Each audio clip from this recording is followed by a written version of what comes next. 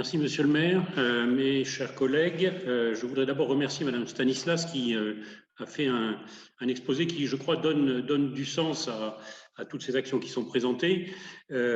Et c'est d'autant, je souhaite le faire d'autant plus que lorsque, en commission, j'ai pris connaissance du rapport, je dois dire que j'ai été un peu surpris par ce rapport, à la fois en me disant, mais finalement, on a l'impression qu'on a mis là-dedans toutes les actions qu'a menées la mairie, l'équipe dont le mandat s'achève.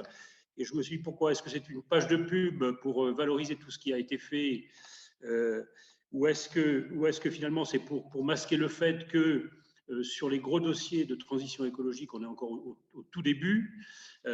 Mais si vous voulez, je crois qu'aujourd'hui, on n'est plus en campagne électorale. Et l'important pour nous tous, que l'on soit dans la majorité ou dans l'opposition, c'est certainement de regarder devant nous et d'engager notre ville dans la transition de manière déterminée. On n'est pas très en avance, on le sait, on ne va pas se le redire et pleurer dessus pendant des années, mais je crois que, et d'ailleurs M. Landivard le soulignait, on est à un carrefour. Est-ce que nous faisons de la transition la vraie priorité ? Est-ce qu'on souhaite vraiment, de manière déterminée, faire de Clermont-Ferrand une ville verte ? C'est ce que je souhaite, c'est ce que nous souhaitons au sein de notre groupe. Après, sur les orientations, madame, que vous venez de nous présenter, elles sont, je dirais, somme toute classiques. C'est d'ailleurs souvent des déclinaisons locales d'initiatives européennes ou d'initiatives nationales. Donc, elles sont très bien. Pour moi, la question, c'est vraiment quelle intensité, quel degré de priorité souhaitons-nous mettre sur ces sujets-là.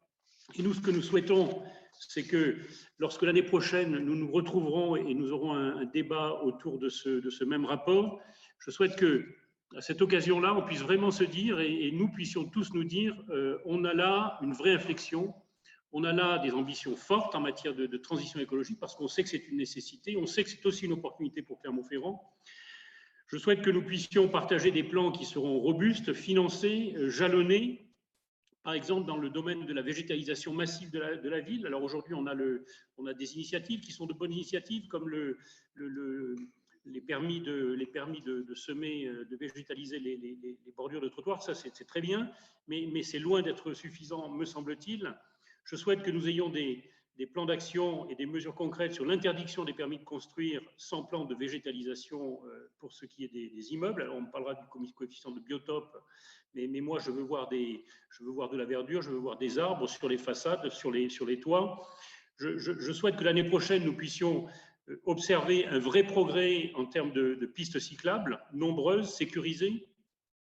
Je crois qu'il faudra également qu'au-delà des 2 lignes de bus en site propre, qui sont une bonne initiative, on puisse aller plus loin dans le maillage de la ville, de sorte qu'en effet, chacun des Clermontois et des Clermontoises laisse sa voiture au garage lorsqu'il doit aller quelque part.